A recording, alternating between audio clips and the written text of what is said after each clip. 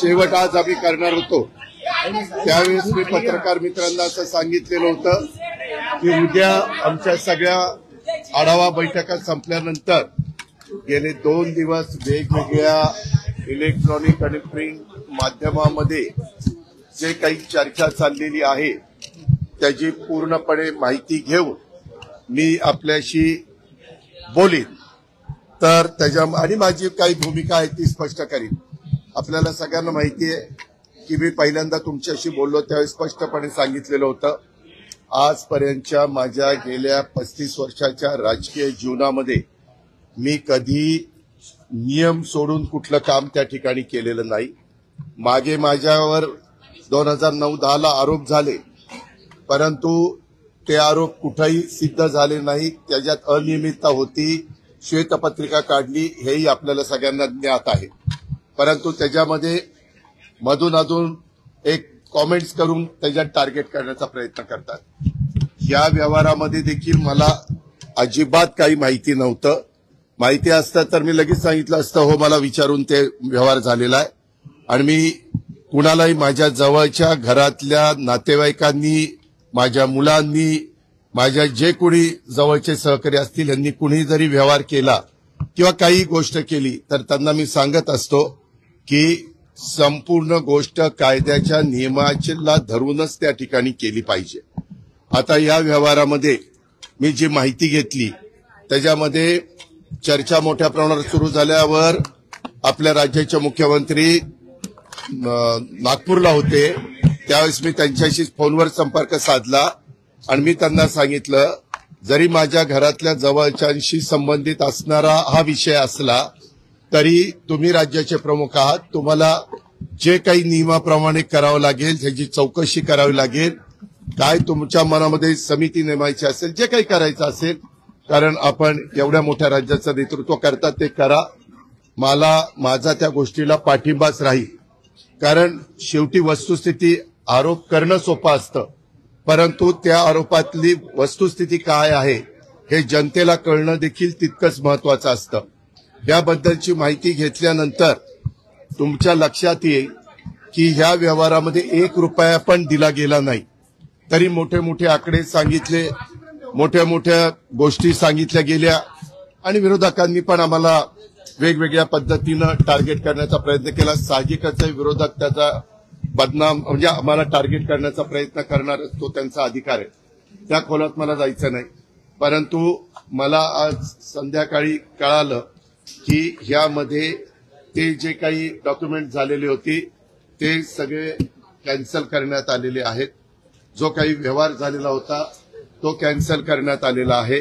दुसरी गोष्ट या राज्याचे ऍडिशनल चीफ सेक्रेटरी रेव्हेन्यू यांच्या अध्यक्षतेखाली काही विभागीय आयुक्त आणि काही वेगवेगळे मान्यवर यांची समिती आजच काहीतरी जाहीर करण्यात आलेली विभागीय आयुक्त पुणे, अपर मुख्य सचिव महसूल मुद्रांक नोंदणी, जमाबंदी आयुक्त आणि संचालक भूमी अभिलेख, नोंदणी महानिरीक्षक व मुद्रांक नियंत्रक पुणे, जिल्हाधिकारी पुणे आणि सहसचिव मुद्रांक महसूल व वन विभाग आणि त्यांना या संदर्भामध्ये या सगळ्याची चौकशी करून हे साधारण 1 महिन्याच्या आत हा अहवाल सादर करावा अशा पद्धतीनं सूचना केलेल्या आहेत की मौजे मुंडवा तालुका पुणे शहर जिल्हा पुणे येथील सर्वे नंबर 88 मधील जमीन खरेदीच्या दस्तामध्ये झालेल्या अनियमिततेबाबत चौकशीसाठी चौकशी समिती नियुक्त केलेली आहे.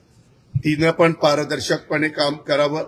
साहजिकच आहे राज्यातल्या प्रमुखांनी सांगितल्यावर त्यांचं कामच आहे आणि हे अधिकारी जर तुम्ही बघितले तर विकास खारगेंचं गेले अनेक वर्षाचं काम एक स्वच्छ अधिकारी म्हणून त्यांची प्रशासनामध्ये प्रतिमा आहे आणि बाकीच्याही अधिकाऱ्यांची तशाच प्रकारची प्रतिमा आहे. मला आपल्याला या निमित्तानं एक गोष्ट सांगायची, मी राज्याचा उपमुख्यमंत्री असल्यामुळं माझ्या कुठल्याही अधिकाऱ्यांना सगळ्या संबंधित क्लास 1 क्लास 2 IAS IPS या सगळ्या अधिकाऱ्यांना मला सूचना करायची की इथून पुढे देखील कुठल्याही प्रकारचं प्रकरण जर तुमच्या पुढे आलं तर ते नियमाला धरून नसेल तर अजिबात कुठलाही प्रेशर खाली न येता सरळ त्याला काट मारायची. कुणी माझ्या जवळचा नातेवाईक असो नाहीतर कुणी माझ्या नावाचा वापर करून कुणी काही केलेलं असलं तर हे मला चालत नाही, चालणार पण नाही. पण एक गोष्ट झाली, हे 2 दिवस तुम्ही सगळ्या मीडियाने या सगळ्या गोष्टी चालवल्या, कारण ती माहिती तुम्हाला मिळालेली होती. शेवटी मीडियाचं कामच आहे काय आहे ते तुमच्या लक्षात येईल ते दाखवणं. पण त्याच्यामध्ये अजून पण इतर वेगवेगळे बाबी आमच्या वेगवेगळ्या भागातनं, मला वाटतं बारामतीतनं पण काही असं झालंय तसं झालंय. माझं म्हणणं की ज्यांच्याकडं याबद्दलचे चुकीच्या गोष्टी झालेल्या असतील त्या सर्व बाबींची चौकशी संबंधित अधिकाऱ्यांनी करावी. मागच्याही काळामध्ये जे कुठले व्यवहार झाले असतील त्याच्यामध्ये कुठेही आपण नियमाला बगल देऊन कुठल्याही गोष्टी केलेल्या नाही. तो माझा स्वभाव नाही. मी अतिशय स्पष्टपणे या गोष्टी तुमच्या माध्यमातून राज्यातल्या जनतेलाही सांगू इच्छितो.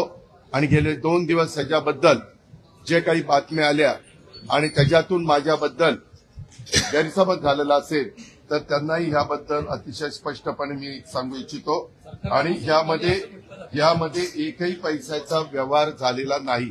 आता तो का झाला नाही, व्यवहार झालेला नसताना कसं रजिस्ट्रेशन झालं, ते कुणी दिलं, हा सगळ्या तपासाचा भाग आहे. आणि त्याच्यामुळं संबंधित हे 1 महिन्याच्या आत त्याचा सगळा तपास करतील. बरं, त्याच्यामध्ये FIR पण दाखल झालेली.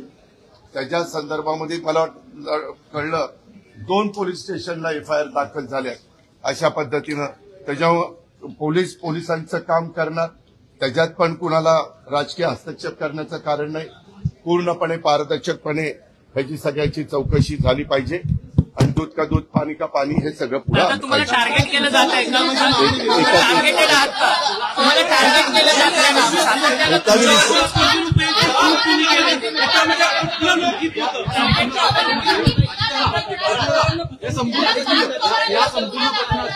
त्यामध्ये चौकशी होईल ना.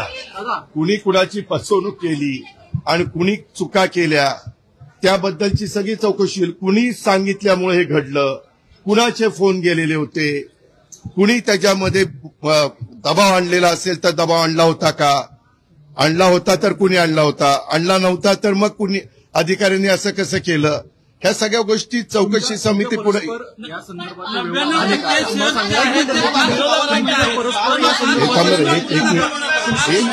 तुमच्या परस्पर या संदर्भातले व्यवहार पार्थ यांनी केले का असं तुम्हाला सांगायचं आहे का? याबद्दल नाही, मला हा व्यवहार झालेला माहिती नव्हता.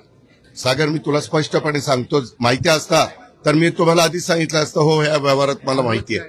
मी नाही रे बाबा.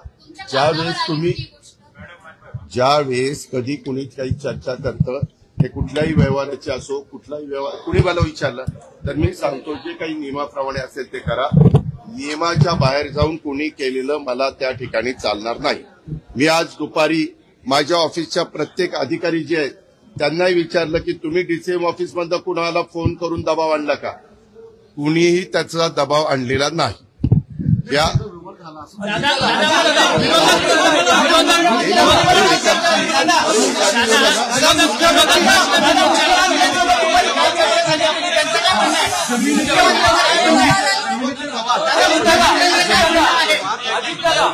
मी उत्तर द्यायला तयार आहे. जमिनीचे व्यवहार रद्द झाले असं तुमचं सांगणं म्हणजे नेमकं काय? नाही. ते जे काही रजिस्ट्रेशन होतं ते कॅन्सल करण्यात आलेलं आहे.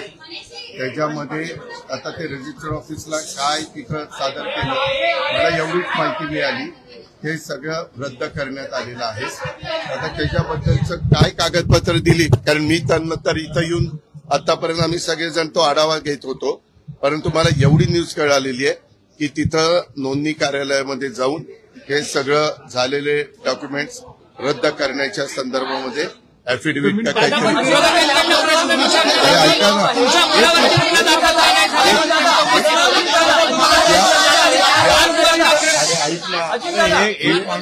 अरे बाबा, ही जमीन ही सरकारी जमीन आहे.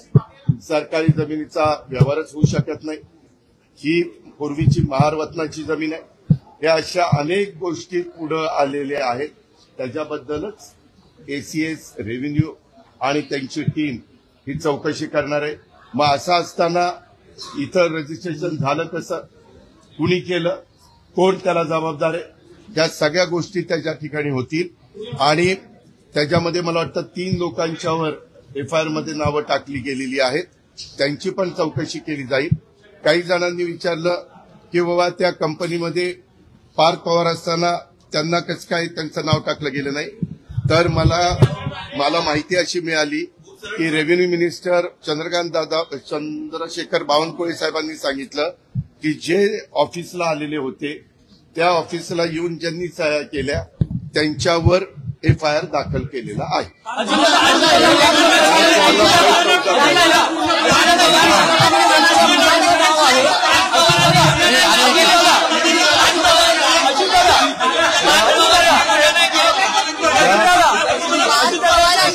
याबद्दलची कुठली माहिती ही इत्थंभूत सगळी की काय आहे कसं आहे, कारण काही जणांनी त्या जमिनीचा 2005-06 काही पैसे देऊन व्यवहार केलेला होता.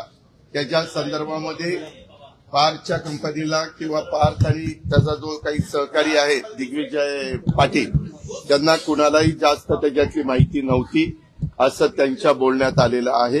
अर्थात ही सगळी आता चौकशी